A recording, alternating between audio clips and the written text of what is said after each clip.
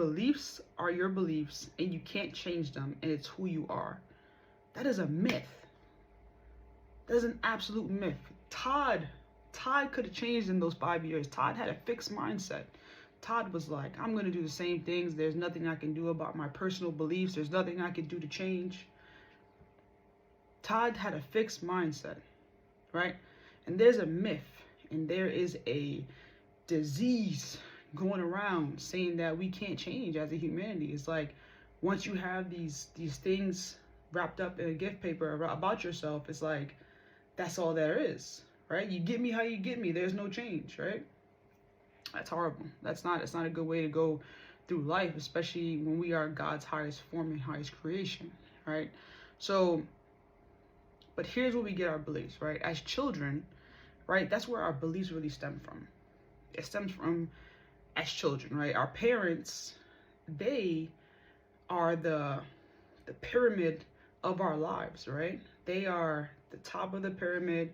We're at the bottom. We're learning everything. We're looking towards them for every piece of guidance, everything that we need to grow and be a human being, right? Because that's what they're there for, or whoever guided you, whether that be your parents or somebody else. And what they do is, because they don't, if they aren't aware, what they'll do is, they'll add their personal beliefs onto you. And that was before then. What generation are we in now?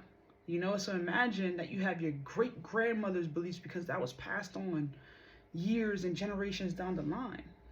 Imagine what belief you have of your great grandmother's that doesn't even fit in the modern day age anymore. Think about that.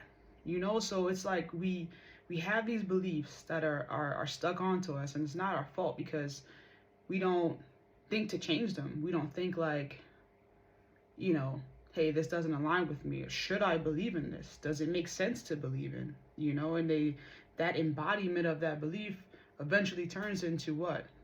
A habit and how you move through life, right? So a question we got to ask ourselves, right, is what do I want to believe in, right? What do I want to believe in? I don't think that question is really thought about. Like, think about that. Have you ever asked yourself, what do I want to believe in? Or did you just go through life kind of accepting, this is what I believe in, this is what I was taught, and this is what I'm going to do for the rest of my life?